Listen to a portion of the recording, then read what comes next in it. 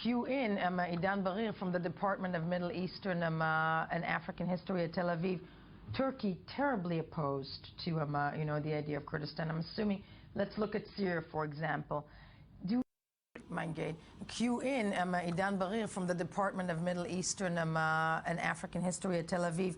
Turkey terribly opposed to the idea of Kurdistan. I'm assuming. Let's look at Syria, for example. Are we looking in a situation that it will be that somebody will stand up internationally for the Kurds and say they deserve a country? Or why are they the least important entity when it comes to the international community? We can start from the end, but I think that if it won't happen now with the Americans supporting the Kurds everywhere, in Turkey, in Iraq, and in Syria, mainly in Iraq, it won't happen.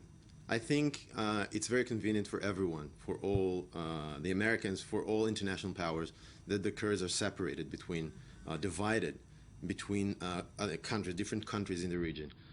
They don't make any claims, like Mr. Silas just said. Yeah.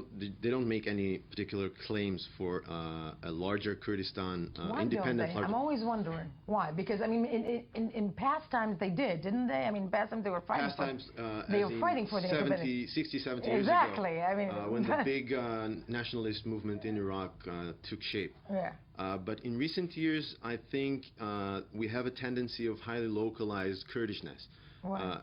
Each Kurdish collective in Turkey, in Syria, in Iraq, and to some extent in Iran, they start to achieve gains that they haven't had in past years, mainly in Iraq, and now we see it in Syria, in the autonomous regions.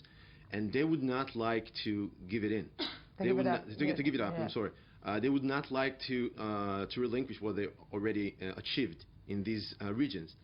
And they fight within themselves to reassure that they will not lose territories or so autonomy-wise, this renaissance clearly much better than the Halabja days. I mean, if we were looking at if I'm looking at what Saddam did to them, so it's a long ways forward, but still very, very. I mean, I think somebody who's very concerned about it. As we said, the Turks.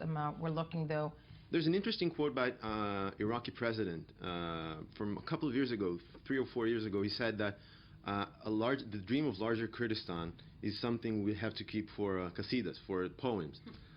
So they're thinking about it, they're talking about it, they pay the lip service for it, but they don't do anything really to demand it, to fight for it. To fight for it, and if they do in Turkey to something similar to that extent, they're being bombed from the air. Absolutely. Yeah, that's me being facetious. I want to thank you for being with us as we move along. Thank you very much.